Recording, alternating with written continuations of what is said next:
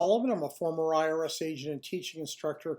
Welcome to my YouTube station. I have been doing this for 51 years. As a former agent, I give you the truth. I tell you what's going on behind the scenes at IRS. I've been trained by IRS. I am a national expert teaching instructor when I work there, so anything that we tell you is pretty much gold. There's a lot of crap going around the internet, a lot of salesmen and scripts being read. Yeah, a lot of them really are kind of really not accurate. Anyway, as a former agent, just want to let you know I have a team of agents. Go to my website at 777irs.com, learn about me. Anyway, I want to talk to you about the IRS statute of limitations, what that is, and how long you have to pay the debt, and when the 10 years runs out, what's happened.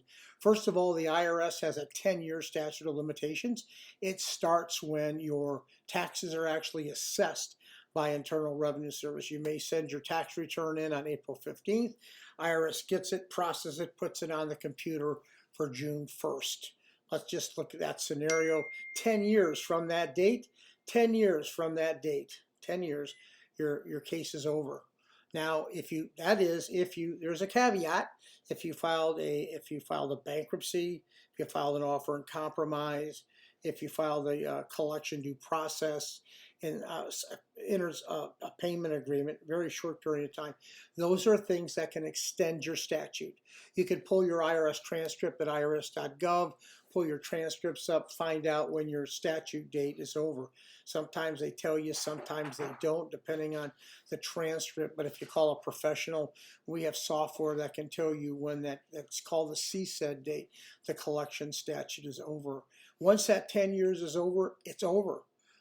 You can get your refunds. It's like you never owed the debt. Never, ever, ever, ever, ever owed the debt. It is gone and gone for good. You can get your refunds back. If there's a federal tax lien, what do? Well, on the federal tax lien, it says itself, if you look at the top and go about 4 inches down, it says that it does expire, that federal tax lien will expire. There's language in there that when the 10 years is up, the federal tax lien is self-released. They're called self-releasing liens.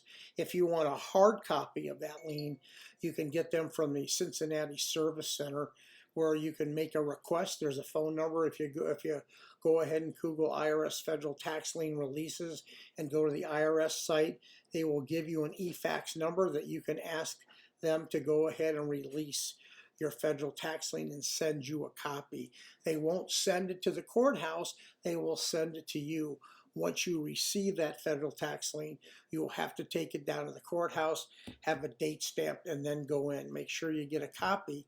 So if there's a federal tax lien at the end of that 10 years, that federal tax lien is gone, released. Make sure you keep current. You'll get your refunds back. But remember, it's a 10-year date. You got to pull your transcript and know what you're doing. Thank you. Give me a subscription if you would. I appreciate it.